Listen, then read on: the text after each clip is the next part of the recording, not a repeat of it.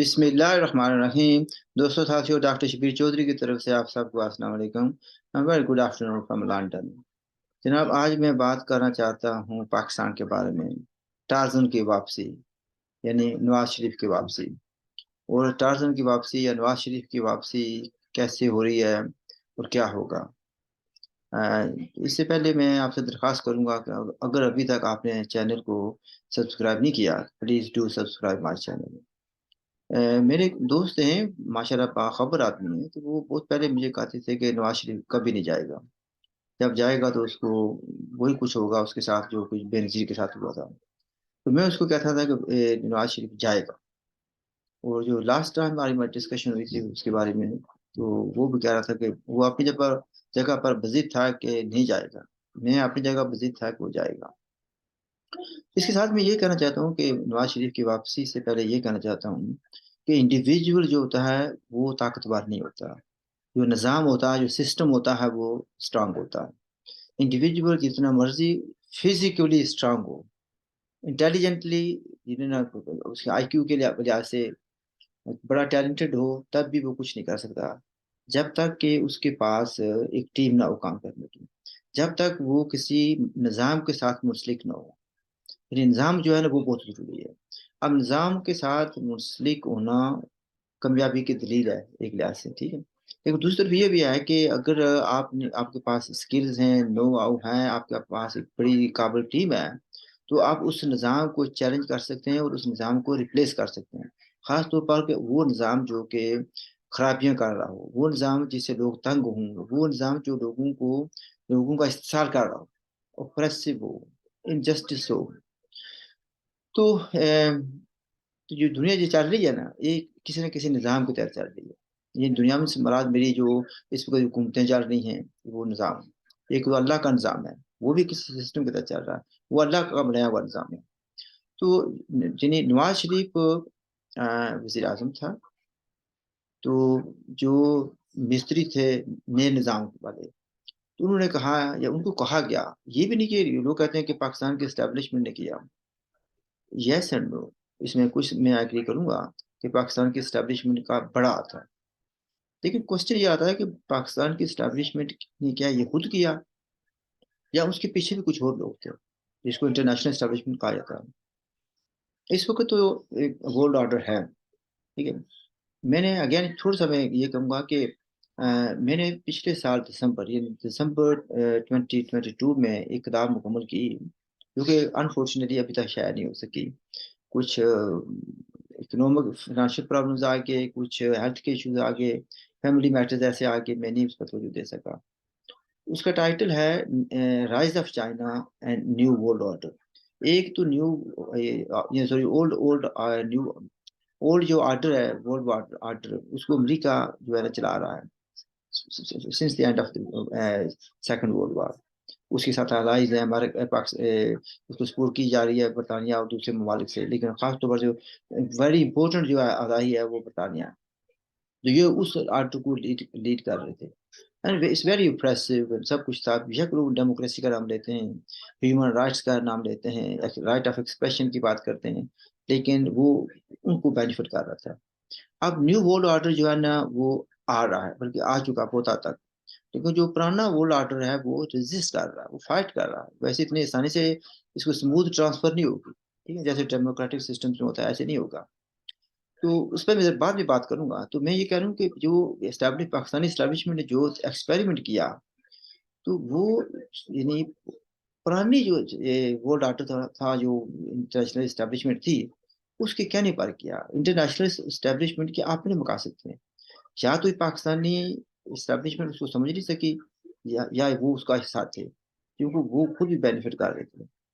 تو اس لیے سے انہوں نے جو ستیہ ناش یا بلکہ صبح ستیہ ناش پاکستان کی کرانی تھی، وہ پاکستانی اسٹیبلشمنٹ میں probably on the behest of international establishment, جس میں بہت سے لوگ آ جاتے ہیں، میں سب کا نام نہیں لینا چاہتا، وہ اس میں تھے، شامل تھے.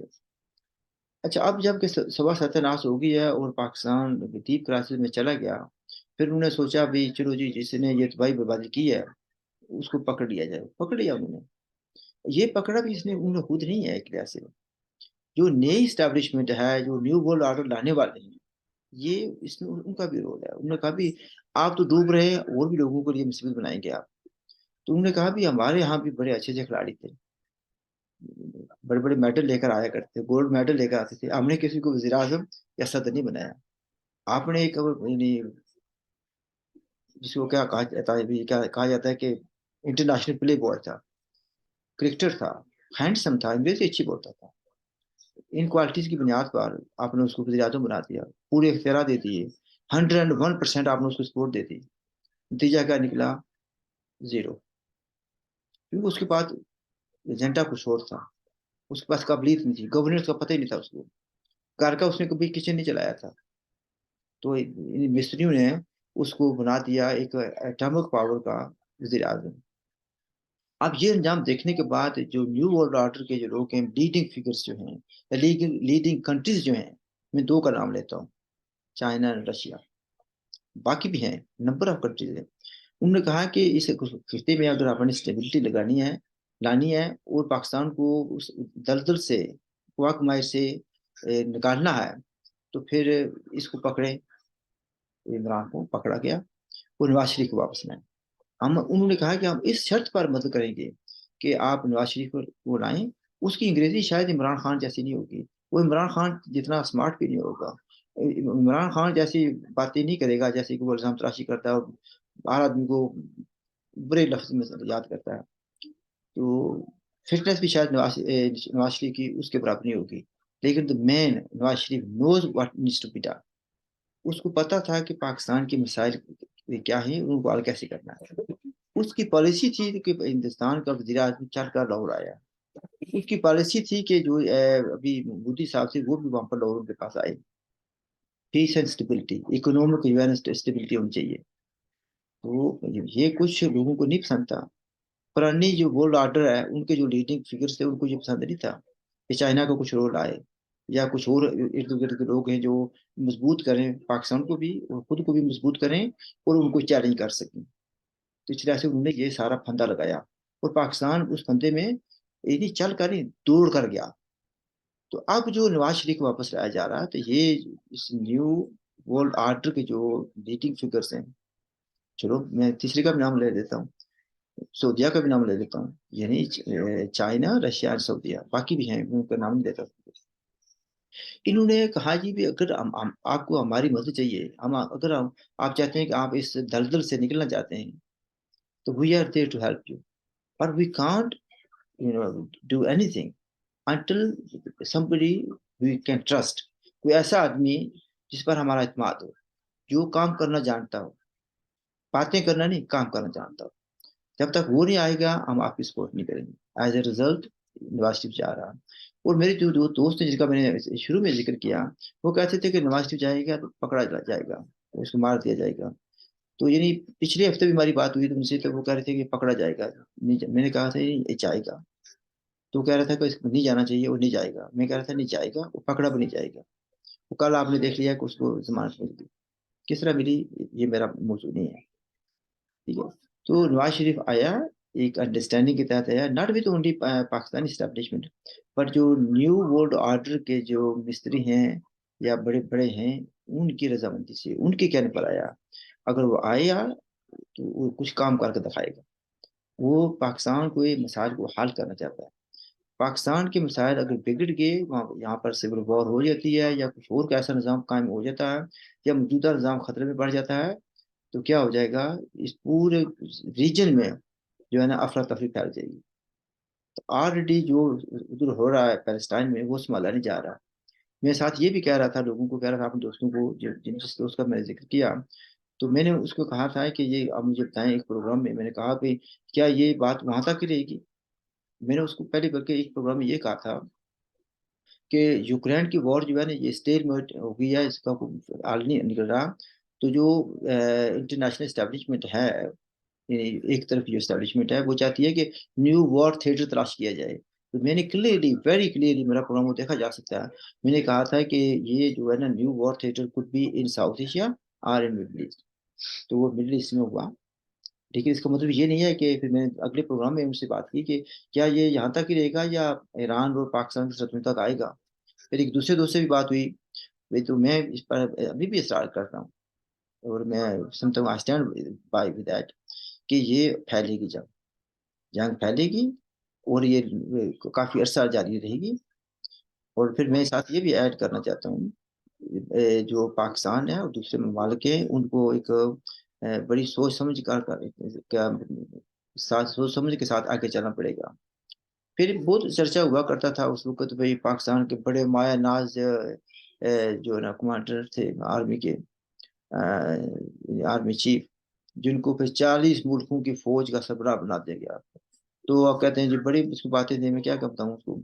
اس کا کارنامہ صرف یہ ہے کہ نواز شریف کی الیکٹرل گورنمنٹ کو سبوتاز کرنے کے لیے، اس کو تنگ کرنے کے لیے اس نے عمران خان اور طاہر القادری صاحب کا جو ہے اہتمام کیا. اس کا کارنامہ یہ ہے کہ پاکستان کو ڈسٹیبلائز کرنے کی کوشش کی.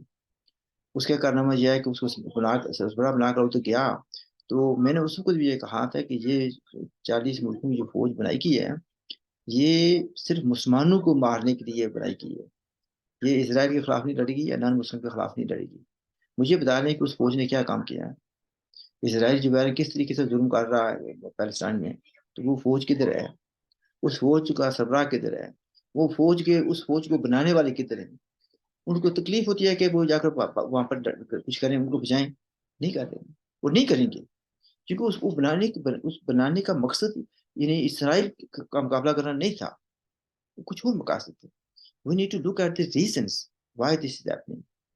اسی طریقے سے جب ہم بات کرتے ہیں سو کالڈ آزاد کشمیر میں اس وقت جو بات چیت ہو رہی ہے، مظاہرے ہو رہے ہیں، لوگ بڑی تعداد میں باہر نکلے، لیکن I have serious questions or apprehensions with regard to the leaders.